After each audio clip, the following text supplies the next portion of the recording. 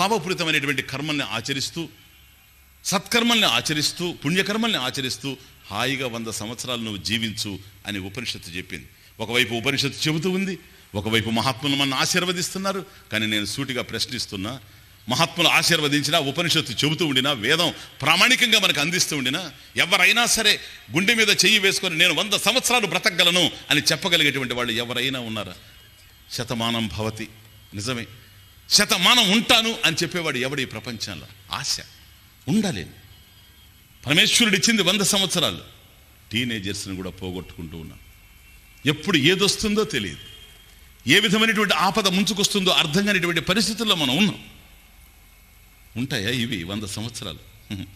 కళ్ళ కళ్ళలాడే కాయాలు ఉంటాయా శతమానాలు?